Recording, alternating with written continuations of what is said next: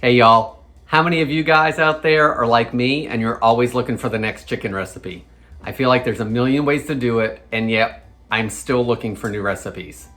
Today, we're gonna make juicy, gluten-free, breaded baked chicken. It's gonna be juicy whether you cook it for 30 minutes or 45 minutes, because I've done both. It all depends on how thick the chicken breasts are, but the main thing is you'll want it to come out juicy. I'm Jamie with SavorySaver. I share gluten-free recipes, tips, tricks, and resources to make your gluten-free lifestyle easier. So please hit that subscribe button and let's get started.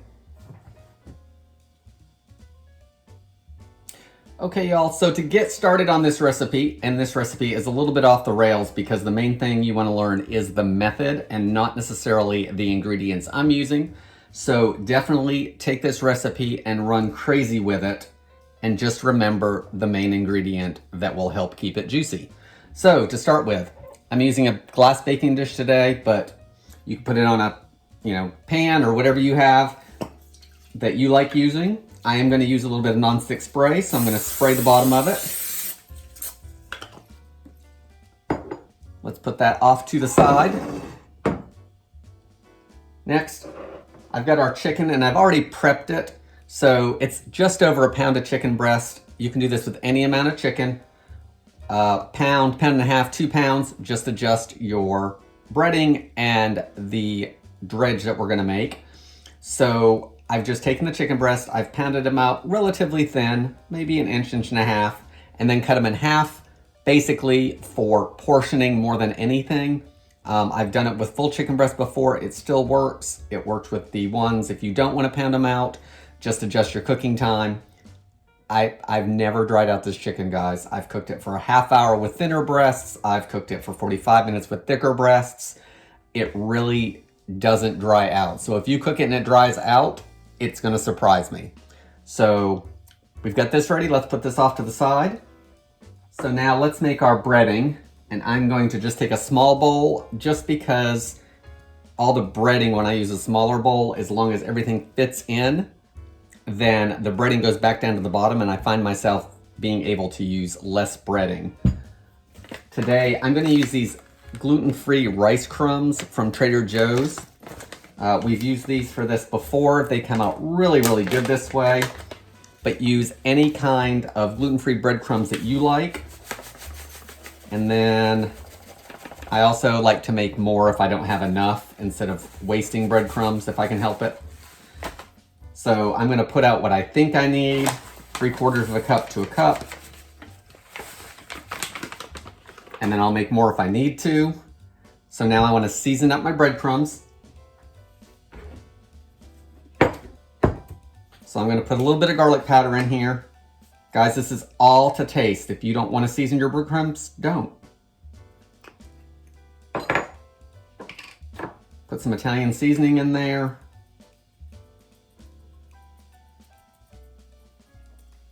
I don't know, half teaspoon, maybe a teaspoon, whatever you want to do.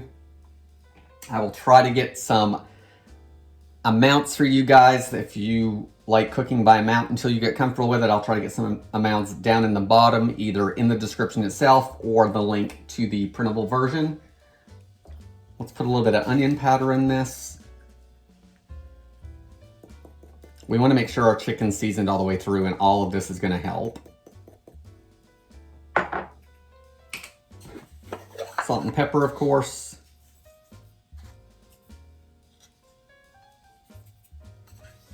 Let's give that a mix.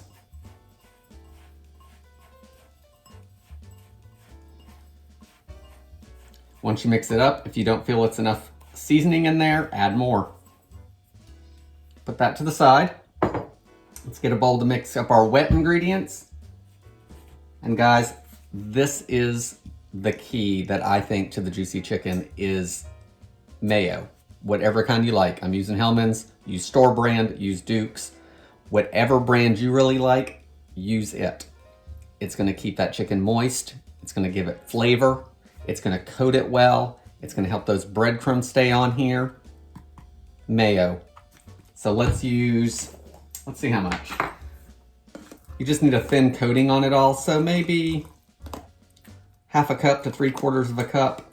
even a cup if you had more chicken, of course. And again, I'll make more if I need to. So that looks good to me for right now. Well, maybe not. Let's do a little more just to be safe. Maybe it'll help me from making a lot of extra. Next, I like to add just a little bit of lemon juice. And you can use fresh if that's what you have. So maybe half a teaspoon to a teaspoon. I like to add a little bit of Worcestershire sauce. Again, half a teaspoon to a teaspoon. Make sure yours is gluten-free. Lee and Perrin's is. I also think that French's is, but always double check.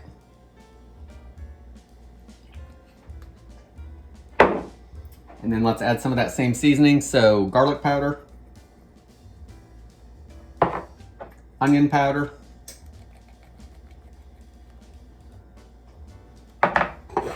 salt and pepper,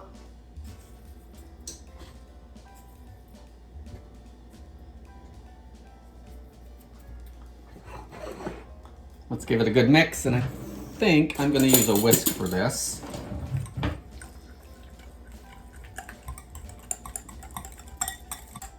And guys, this is where you can add whatever you want. If you want spicy chicken, then add some cayenne, or maybe add some Cajun seasoning, or even some taco seasoning. To get the flavor you want, you just got to change up this part of it as well as the breadcrumbs. All right, now that I've got all of this mixed up, let's get our chicken dredged and into the pan over here. Let's turn that so you guys can see it some. And I'm gonna do this hopefully so you guys can see everything. So I try to always keep a wet hand and a dry hand. It usually doesn't play out that way in the end. I usually have something all over me. I'm gonna put the chicken here out of camera. And when I bread, this is what I try to do. So I try to use one hand. I'm gonna coat my chicken breast. Once it's all coated, I like to pick up a handful of the breadcrumbs.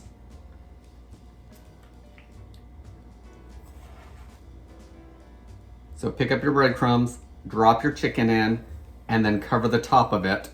And that will start getting it coated, and hopefully your hand will not cover up as much as it would if it was totally wet. So press those breadcrumbs in.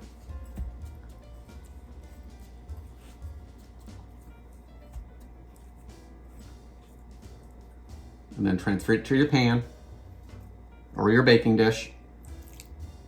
Coat the next piece.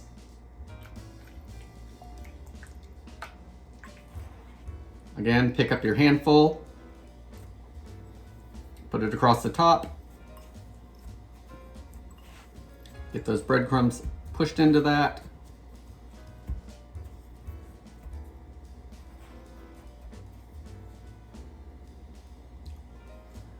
And then just repeat the process until they're done.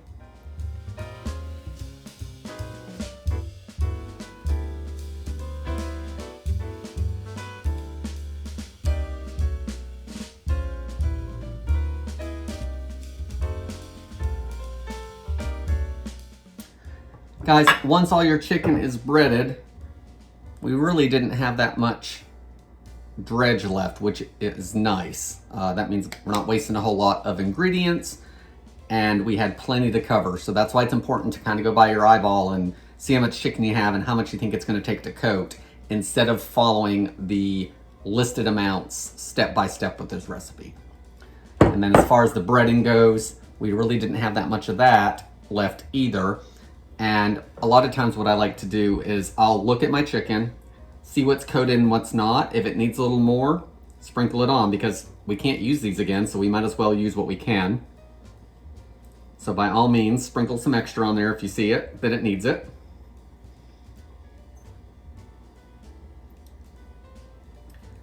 Give it one final press in there. If you want, you can coat it with a little bit of cooking spray to help it brown, or you can leave it as is. And then what you want to do is you want to bake it in the oven. Again, 375 degrees is what I'm doing today. 350 also works. It's not that big of a temperature difference. It just may take a little longer to cook. And you want to bake it, start checking it about 25 to 30 minutes in. I actually usually check 30 minutes in, regardless of the size of my chicken breasts, and then cook it until it's done if it's not. Like I said, anywhere from 30 to 40 minutes maybe, depending on what size your chicken breasts are. So let's get these in the oven, get them baked, and we'll give them a taste. Okay, y'all, it's been about 30 minutes or so, and there we have our juicy, gluten-free, breaded baked chicken breast. Got some steamed carrots on the side to go with it. Let's give it a taste.